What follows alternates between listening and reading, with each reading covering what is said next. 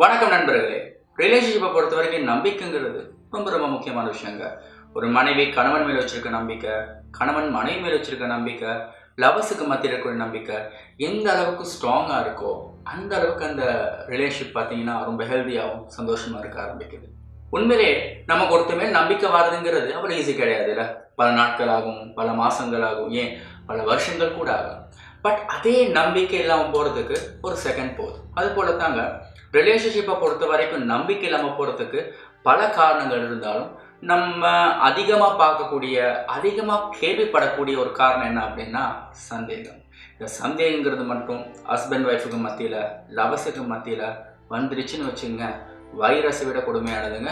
நாளுக்கு நாள் அந்த ரிலேஷன்ஷிப் பார்த்தீங்கன்னா ஒரு முடிவை நோக்கி போக போகுதுன்னு சொல்லலாம். அது ரிசல்ட்டாக தான் நம்ம என்வாயர்மெண்ட்டில் பிரேக்கப், டிவோர்ஸ்ங்கிற மாதிரி விஷயங்கள் நாங்கள் பார்க்குறோம். இந்த சந்தேகத்துக்கான அடிப்படையான 2 காரணங்கள் இருக்குங்க. அந்த 2 காரணங்கள் நம்ம அண்டர்ஸ்டாண்டிங் பண்ணிக்கிட்டோன்னு வச்சுங்களேன், கண்டிப்பாக இந்த சந்தேகத்தை நம்மளால் கண்ட்ரோல் பண்ண முடியும். ஃபர்ஸ்ட் ரீசன் இந்த சந்தேகத்துக்கானது என்னது அப்படின்னா, இந்த சந்தேகங்கிற கன்செப்டை பார்த்தீங்கன்னா நாங்கள் என்வாயர்மெண்ட்லேருந்து கற்றுக்க ஆரம்பிக்கிறோம். அதாவது மற்றவங்ககிட்ட இருந்து கற்றுக்க ஆரம்பிக்கிறோம். Is a first reason. 2வது ரீசன் பார்த்தீங்கன்னா, இந்த சந்தேகத்துக்கான காரணமாகவே நாங்கள் இருக்க ஆரம்பிக்கிறோம். அக்கார்டிங் டு பிஹேவியரிசம், நம்ம பிறந்ததுக்கு பிறகு நம்ம எப்படி நடக்கணும், எப்படி சாப்பிடணும், எப்படி பண்போட பழகணும், எங்களுடைய மேக்ஸிமம் பிஹேவியர்ஸ், ஆட்டிடியூட், நம்ம என்னவா ஆகணும் ஃப்யூச்சரில், என்ன மாதிரி படிப்பு படிக்கணும், என்ன மாதிரி தொழில்கள் பண்ணணும், எப்படி நம்ம ஸ்கில்ஸை கண்டுபிடிச்சி டெவலப் பண்ணணும், நல்ல விஷயங்கள், கெட்ட விஷயங்கள், இந்த மாதிரி எல்லா விஷயங்களும் பார்த்தீங்கன்னா என்வாயர்மெண்ட்லேருந்து கற்றுக்க ஆரம்பிக்கிறோம். ஃபார் எக்ஸாம்பிள், பேரண்ட்ஸ் கிட்டேருந்து கற்றுக்குறோம், ஃப்ரெண்ட்ஸ் கிட்டேருந்து கற்றுக்குறோம், ரிலேஷன்ஸ் கிட்டேருந்து கற்றுக்குறோம். ஒரு விஷயத்தை அப்சர்வ் பண்ணுற மூலமாக, அதாவது சோஷியல் மீடியா, மாஸ் மீடியா, இந்த ரேடியோ, இந்த மாதிரி விஷயங்கள் அப்சர்வ் பண்ணுற மூலமாக, கேட்குறது மூலமாக கற்றுக்குறோம்.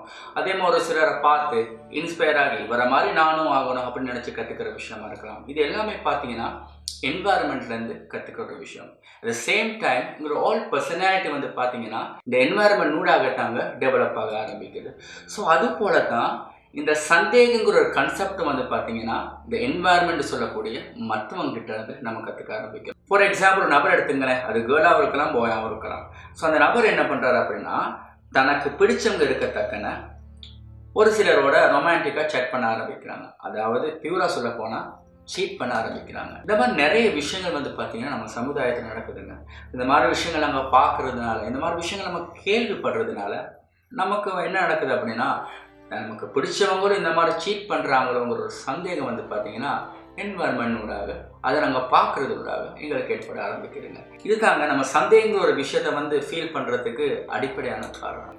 செகண்ட் ரீசன் பார்த்தீங்கன்னா, இந்த சந்தேகத்துக்கான காரணமாகவே நாங்கள் இருக்க ஆரம்பிக்கிறோம். ஃபார் எக்ஸாம்பிள், ஒரு சிலர் பார்த்தீங்கன்னா தனக்கு பிடிச்சவங்களோட சேட் பண்ணும் பொழுது த்ரூ பார்த்தீங்கன்னா WhatsApp, wiper, what ever it is, இந்த மாதிரி சேட் பண்ணும்போது சில நேரங்களில் ஆப்போசிட்டில் இருந்து ரிப்ளை வரது கொஞ்சம் லேட் ஆகும். மேபி சம்டைம்ஸ் கால் ஆன்சர் பண்ண மாட்டாங்க, அன்டைம் ஆன்லைன் போயிருப்பாங்க.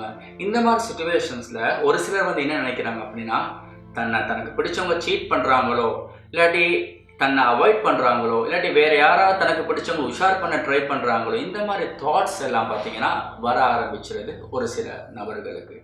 ஏன் இந்த மாதிரி அந்த தாட்ஸ் வர ஆரம்பிக்குதுன்னா, அந்த ஒரு சிலர் பார்த்தீங்கன்னா அவங்களோட பாஸ்ட் லைஃப்பில் இந்த மாதிரி எக்ஸ்பீரியன்ஸ் அவங்களுக்கு ஏற்பட்டிருக்கும். மேபி அவங்க யாரையாவது சீட் பண்ணியிருக்கலாம், இல்லாட்டி பார்த்தீங்கன்னா ப்ரெசென்ட்டில் தனக்கு பிடிச்சவங்க அவங்க சீட் பண்ணியிருக்கலாம். ஸோ அதனால் அந்த தாட்ஸ், அந்த எக்ஸ்பீரியன்ஸ் பார்த்தீங்கன்னா தனக்கு பிடிச்சவங்க ஒனஸ்டாக இருந்தால் கூட அவங்க அப்படி நடந்துக்கிறாங்களோங்கிற ஒரு சந்தேகம் பார்த்தீங்கன்னா வர ஆரம்பிக்குதுங்க.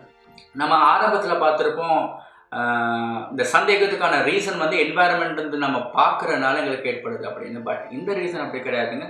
சந்தேகத்துக்கான காரணமாகவே ஒரு சில நபர்களுக்கு ஆரம்பிக்கிறாங்க.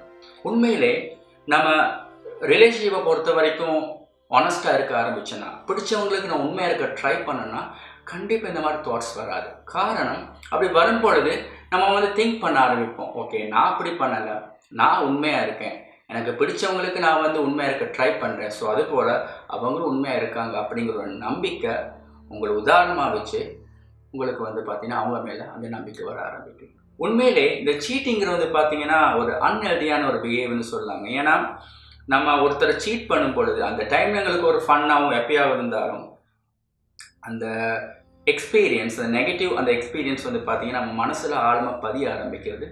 இன்றைக்கி நம்ம ஒரு ரியல் லைஃப்குள்ளே போக ஆரம்பிக்கிறோமோ அந்த டைம்களில் வந்து பார்த்தீங்கன்னா இந்த தாட்ஸ் எல்லாம் வந்து போய்கிட்டு இருக்குங்க. தனக்கு பிடிச்சவங்க வந்து பார்த்தீங்கன்னா ரொம்ப ஆனஸ்ட்டாக இருந்தால் கூட, அவங்க கரெக்டான பர்சனாக இருந்தால் கூட கண்டிப்பாக அவங்கள வந்து அந்த மாதிரி பாசிட்டிவாக திங்க் பண்ணுறதுக்கு தோண்டாது. காரணம் நெகட்டிவ் தாட்ஸ் வந்து அவ்வளோ ஆழமாக வந்து மனசில் பதிஞ்சனால.